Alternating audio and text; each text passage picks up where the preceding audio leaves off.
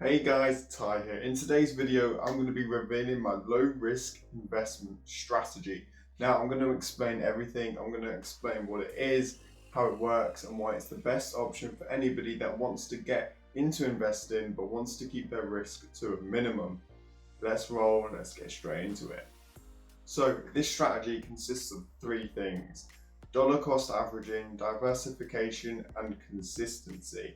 I'll explain these things as we go along and as I mention them. So here it is. Currently, at the time of filming this video, it's sitting at a nice 13.8% gain. The first thing to note is that it's over 12 months. So in 12 months, I've invested £1,336.53 and I've gained a total of £178.76 in profit, totaling a portfolio value of £1,515.31. Now I've got the portfolio on the screen here so you can see it. Now to put that in perspective, with the current interest rate being at about 0.65%, and that's if you're lucky, you'd have to have that same £1,336 in a savings account for 22 years to earn the amount of money I have in the space of 12 months. Now let's just let that sink in. 22 years. That's absolutely mental. So I know that the profit, the 13.8% gain, doesn't seem like an awful lot, but put in perspective to the savings account at the current time, it's mental, it's massive.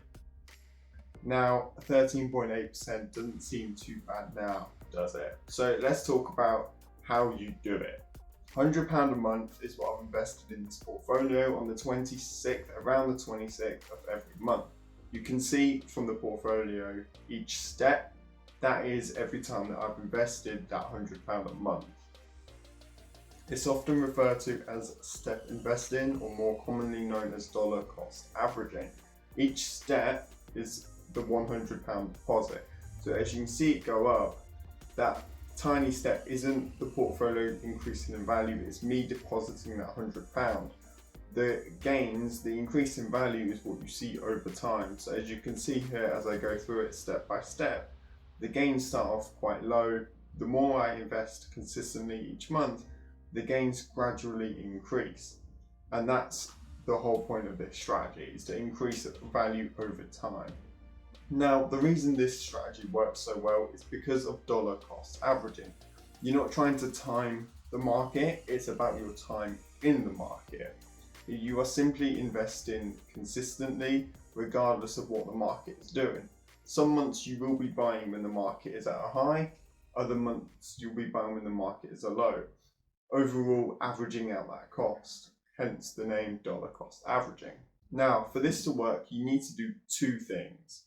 First thing is to invest consistently, is to invest however much you want to invest every month. The second thing is to not fluctuate your contributions. Now, you don't want to be investing £20 one month, £100 the next month, and then £70 the month after that, because you might be investing that £20 when the market was at a real low, and then you'll be investing the other £170 when the market is at a high. That doesn't average out. This strategy isn't going to work if you fluctuate your investments and your contributions. So you've got to keep it consistent, and you've got to keep the contributions that you put in monthly the same. If you want to change it year on year, then I would recommend doing it in another portfolio rather than damaging the average cost of this one. But it's something that you can consider later down the line. So the two things to take away from this is to remain consistent, both with the timings and the amounts of the deposit. If you're saying to yourself, at the first of every month, I'm going to be investing £50 in this portfolio, then at the first of every month, invest £50 in the portfolio. Because that's the whole target that you're trying to aim for here, is consistent investing and consistent gains over time. And you're not going to get that if you fluctuate it. It just contradicts the whole purpose of this strategy. Now, on to the next question. What do you invest in? And that's a very good question indeed. There's so many instruments out there, so many entities, so many stock options, anything that you can invest in. And you could do this strategy with a variety of individual stocks if that's what you wanted. If you want Apple, Microsoft, Samsung, all in the same portfolio, then that's absolutely fine, but it will still work. But to lower my risk even further, and like I said at the beginning, this is a low risk investment strategy. To lower my risk, I choose to invest in funds. Fund is basically one instrument, basically one basket of goods.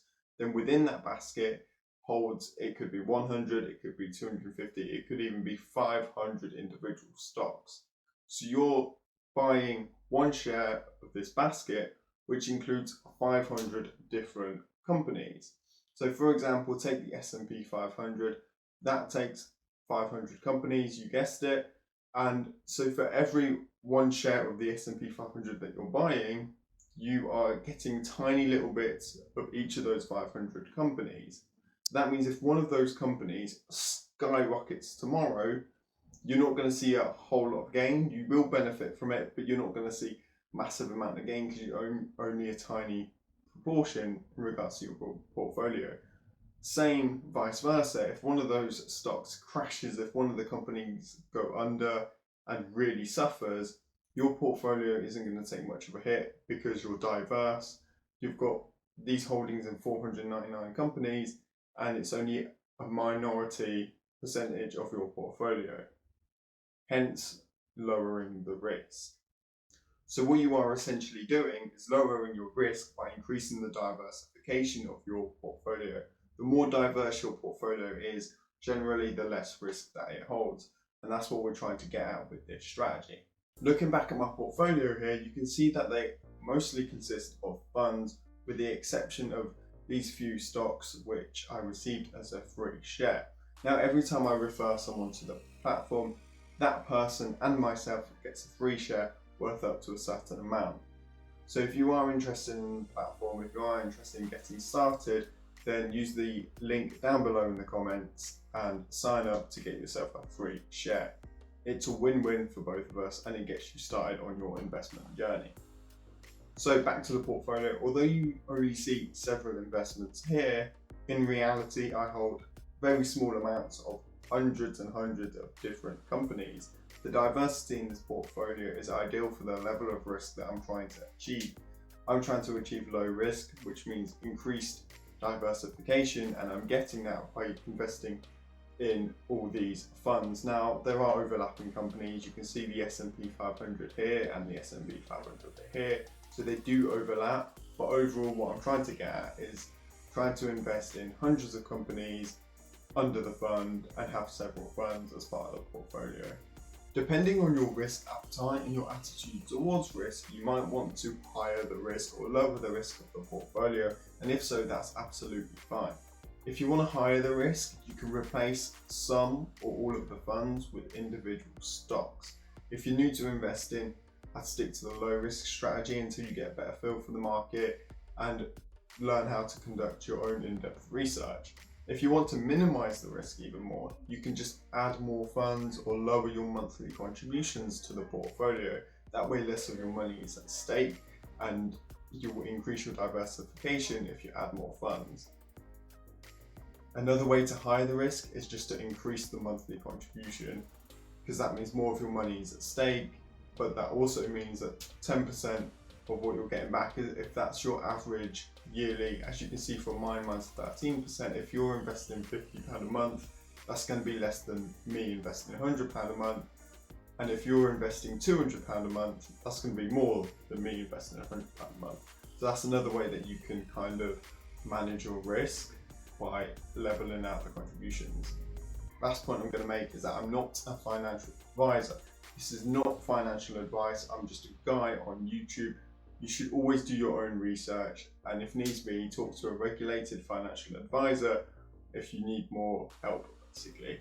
So thanks for watching. If you learned something new, then do hit the like button. Consider subscribing to the channel. I post every week without fail. We talk about investing, we talk about personal finance, e-commerce, dropshipping, all that good stuff. So thanks again for watching, and I will see you in the next one.